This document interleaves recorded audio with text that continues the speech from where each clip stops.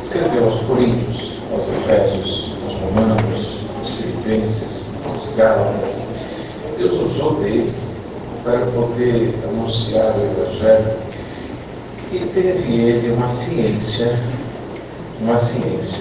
na palavra e uma abertura no conhecimento de Deus que nós não encontramos nenhum outro homem, nem Moisés, que chegou tão perto de Deus, teve tamanha ciência.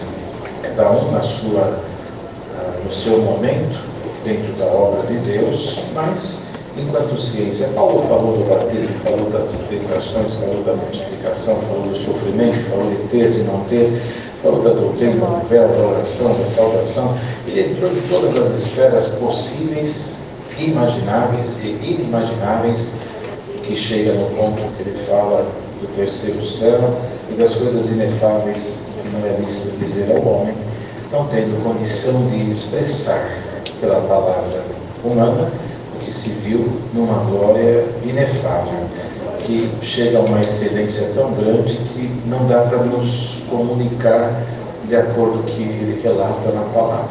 E diante de tudo isso, vendo a sua própria morte chegando, enquanto terrena, se declara pelo que é divino, que diante de Deus não há ninguém morto, mas todos dormem, uns com o sono do justo e outros na terrível expectativa do juízo que há de vir, mas todas as criaturas que por Deus tiveram o privilégio de viver, aguardam a sua morte. E nesta palavra ele pregava sobre a ressurreição, dizendo respeito de Cristo, que é as primícias, e que nós, que partirmos, um dia ressuscitaremos. Uns para a vida eterna e outros para o castigo eterno. Exortava sobre Israel que Deus deu um profundo sono sobre aquele povo que recebeu o Cristo, para que, sendo judeus e tudo que tinham, eram, e como é até hoje, muito deles, jamais repartiriam uma grande riqueza que é a graça com estrangeiros. Para que isso acontecesse, Deus trouxe um profundo sono na nação até os dias de hoje. Eles têm lá no caminho que passou fulano de tal, a casa de tal personagem bíblica, tem ali os sinais da vida de Cristo, tem ali as evidências de uma história registrada nas Sagradas Letras, inquestionáveis, das quais eles vivem, desfrutam, aproveitam o seu momento. Uma promessa de fartura e benevolência de Deus, que faz Israel uma nação que há pouco tempo não existia, passou a existir, há pouco tempo não tinha nada, se tornou em potência, do nada colheu tudo, de onde não plantaram, colheram o que não tinha, e se tornou uma nação tão abençoada, referência em tantas coisas, que nunca perde uma guerra. Tudo está escrito, tudo está registrado, tudo está previsto, mas não veem aquilo que conseguem aos seus olhos alcançar, as suas mãos, se quiserem, têm olhos, mas não conseguem enxergar, não conseguem ver. E quando Paulo pregava da ressurreição, foi algo semelhante, dizendo a eles: Deus deu um profundo sono para que a graça chegasse aos gentios, de outra maneira seria impossível. Eles, sendo fruto da verdadeira videira, nós, como os zambujeiros, fomos enxertados nela, e desse enxerto nós fomos feitos participantes de uma herança que era deles, e nós fomos co-herdeiros em Cristo. Por isso a nossa alma clama: Abba, Pai, no direito da herança que nos foi dado por promessa, não só aos israelitas, mas a todos quanto crescem, que Cristo deixou bem claro, a toda nação, língua, tribos e povos. Aquele que crer e for batizado será salvo e alcançará a salvação da sua alma.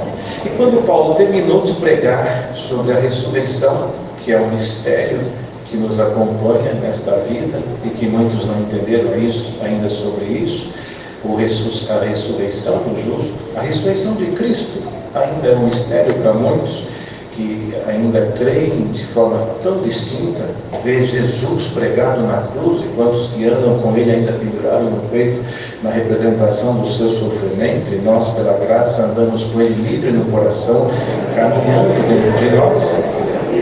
Isso se torna uma contenda duradoura entre as nações e povos, e nós vemos aqui diante desta palavra um apóstolo Paulo terminando de pregar com todo o conhecimento que ele tinha, e quando ele terminou de anunciar sobre os mistérios da ressurreição e da recepção por Cristo dos gentios que somos nós, ele se surpreendeu com aquilo.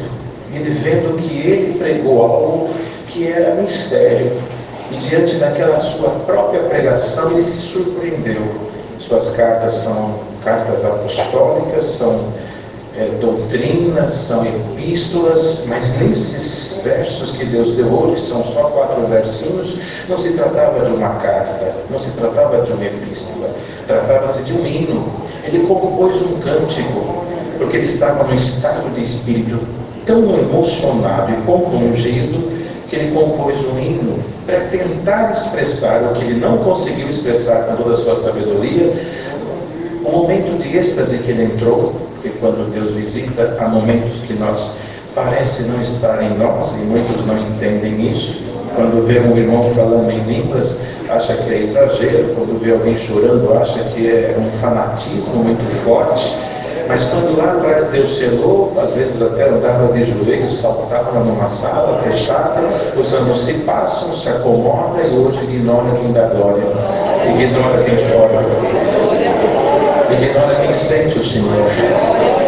E muitos não sabem o que é a dor, muitos não sabem o que é chorar. Então Paulo, quando viu aquilo, ele compôs este hino. E ele compôs por quê? Porque ele não conseguiu encontrar palavras diante daquilo que Deus fez com ele. Ele pregou, terminou de pregar, ele se surpreendeu com a sua própria pregação. E quando ele se surpreendeu, ele falou isso: como insondáveis são os teus caminhos. Porque eu nunca imaginava anunciar isso. Eu não conhecia tamanha riqueza, eu não conhecia tamanha profundidade de ciência e de sabedoria. Isso só pode ser Deus, porque quem foi conselheiro dele para que ele fizesse primeiro? Não teve quem fosse, a não ser aquela que está escrita em Isaías: eu fui o seu aluno desde a criação, quando não existia o pó da terra. Estava com ele, andava com ele, era o verbo que estava nele, no mistério o Cristo que viria depois de muito tempo, encontrado pelos homens da antiguidade, como Abraão encontrou em Melquisedeque, como Daniel encontrou do outro lado do rio, como Ezequiel encontrou no rio Quebar, todo vestido de linho, de alto a baixo. Estas imagens registradas nas Sagradas Letras, que eram o Cristo manifestado na visão do que viria através do ventre de Maria, registrando o nascimento do segundo homem de toda a humanidade, diferente do primeiro feito do pó, o segundo gerado pelo Espírito, dois homens que, os únicos em toda a história da humanidade, que não nasceram pela conjunção carnal de homem com mulher, mas um pelo sopro de Deus e o outro pela ordem de Deus, na concepção do Espírito. Que tamanha riqueza é esta que fez os homens da antiguidade verem o que os cientistas hoje descobriram no tempo, nos séculos presentes, como Jó, o livro mais antigo da Bíblia, que descrevendo algo que foi milhares e milhares de anos para descobrir que o centro da Terra é composto de uma bola quente como o Sol, ele dizia: essa terra que você pisa é revolvida pelos seus pés, ela procede o trigo, embaixo tem ouro e tem prata, e lá embaixo tem o fogo. Quem ensinou isso para ele? Não tinha como chegar lá, mas a profundidade da riqueza atinge o inimaginável. E diante de tamanha sabedoria, ele descreveu este cântico, enaltecendo o Senhor, dizendo para ele: eu não tenho isso para pregar, isso não é meu, isso vem de Deus, porque ninguém foi seu conselheiro, senão Ele é a fonte da riqueza. E quem é este Deus? É o que está hoje mandando esta palavra. Estamos aqui numa igreja cheia e todos estão vendo? De maneira alguma. Dois estavam no caminho de Emaús e Cristo chegou ressuscitado. Ver o Cristo ressuscitado tem que conhecer o partir do pão, tem que conhecer a linguagem do amor, do coração, que arde quando ele chega perto. Não basta entrar numa igreja, não basta admirar a beleza desta boa ordem, mas tem que entrar na comunhão. E Deus nos convida agora, convida esta igreja a entrar nesta comunhão, a entrar dentro da ciência desta palavra. Qual é a riqueza descrita dentro dela, que diz o apóstolo aqui, profundidade das riquezas? Não é o ouro, não é a prata, porque o ouro e a prata, uns têm, outros não, isso não faz ninguém melhor nem pior. A irmã que deu o que tinha, recebeu 60 mil, o outro que deu o que tinha, recebeu tantas vezes mais, porque ele é dono do ouro e da prata. Você faz um pouquinho, ele dá muito. Você não faz nada, ele abençoa a sua herança, ele abençoa os seus herdeiros, não porque você merece, mas porque é uma promessa feita para os avós, alcança a descendência. Que mistério! Mas a riqueza que está aqui é outra, é uma riqueza que nos faz entrar num lugar celestial, desafiando a lei da física, que diz que não há possibilidade de dois corpos ocupar o mesmo lugar no mesmo instante. Estamos aqui num lugar e pela física seria impossível existir um outro corpo dentro deste lugar, mas pela palavra você está aqui, eu também, mas o corpo de Cristo nos abrange agora pelo poder da palavra. E ele diz: ninguém me deu conselho para que eu pudesse te visitar, ninguém veio falar para mim para que eu pudesse te amar, mas eu te amo pela esta palavra. E o que você precisa nesta noite, Deus fala por esta palavra, o ouro e a prata, as suas necessidades que você trouxe neste culto, Deus proverá a seu tempo, no momento certo, Deus te dará. Se é teu, irmão, tudo que vem a seu favor, o Senhor faz com que o vento busque no sul e no norte e traz diante dos teus olhos. Mas o assunto aqui hoje é outra coisa, não é ouro, não é prata. O Senhor olha para nós com o seu poder inefável e diz: ouro e prata está debaixo dos seus pés. É tão valioso para o homem, e às vezes aqui embaixo desse piso tem uma fonte de petróleo e nós estamos pisando o que temos de maior valor. Mas o que Deus manda hoje é algo que a depressão não consegue alcançar, a tristeza não conhece o seu caminho. É algo que você só consegue alcançar se você olhar para o alto. E para olhar para o alto tem que vencer a tristeza, vencer o desprezo, vencer a depressão, vencer a decepção, vencer os sentimentos carnais. Então o que que Deus faz com você e comigo hoje é o que os apóstolos fizeram na porta chamada Formosa, quando encontraram alguém pedindo esmolas e batendo por certo algum sinal de pedido, cabeça baixa, que está literalmente escrito lá, ele pedindo dê alguma coisa, algum favor, alguma moeda. O apóstolo chegou e disse: olha para nós. Se ele disse olha para nós, é porque aquele indigente estava olhando para baixo, não para cima. Olha para nós. Nunca ninguém pediu para olhar para ele, mas os apóstolos disseram olha para nós. E quando ele levantou a cabeça, ouviu aquela frase: não temos ouro nem prata, o que tenho te dou, levanta em nome de Jesus Cristo. E o Senhor diz para esta igreja: o culto já vai terminar daqui a pouquinho. A profundidade das riquezas hoje é muito maior do que você imagina. Irmã, olha para Cristo. Irmão, olha para Cristo. O que Ele tem em abundância, Ele derrama hoje aqui dentro dessa igreja. Em nome de Jesus Cristo, receba a virtude de Deus na tua alma.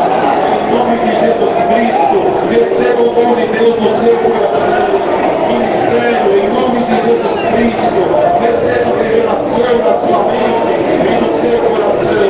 Orquestra, em nome de Jesus Cristo, creia ou não creia, Deus vai visitar os músicos e organistas, não contribuir nesse culto e vai fazer um compromisso entre nós. Igreja, em nome de Jesus Cristo, levanta a cabeça agora, escolhe por Ele, para Ele e dele são todas as coisas. A tua vida é dele, o teu futuro é dele, o teu presente é dele. E se é dele, ele diz: eu te visito agora.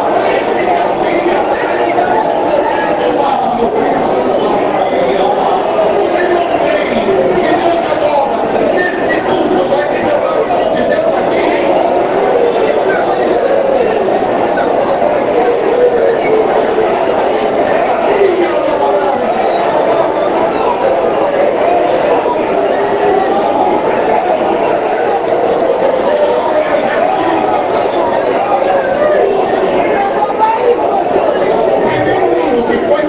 Hoje, antes do culto abrir, foi o 221. Reunidos, eles estavam lá em Jerusalém, e um vento veemente veio, as portas estavam fechadas, e o vento veio ouvindo, e viram com os seus olhos, está escrito, viram línguas de fogo cair sobre eles, e repousar sobre eles.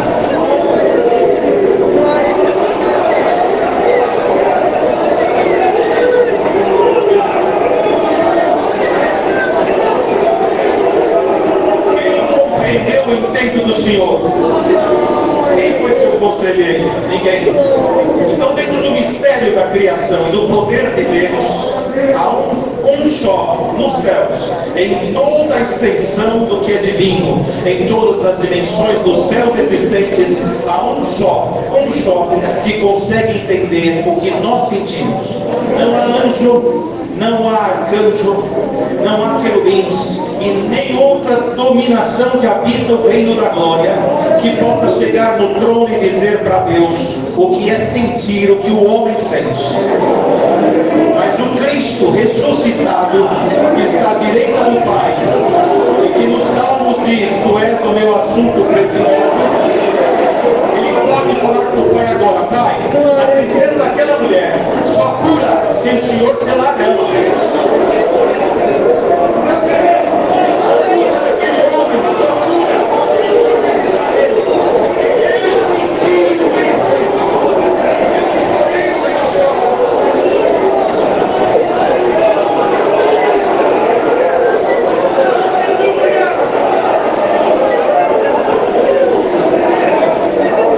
Então o intento do Senhor não é o nosso, mas o dele suplanta o nosso. Surpreenda-te agora, como Paulo se surpreendeu com o que Deus fez naquele dia, com o que Deus vai fazer agora, nos últimos minutos deste culto. A palavra vai terminar agora, e além da palavra, Deus vai começar a mover na igreja um momento de glória,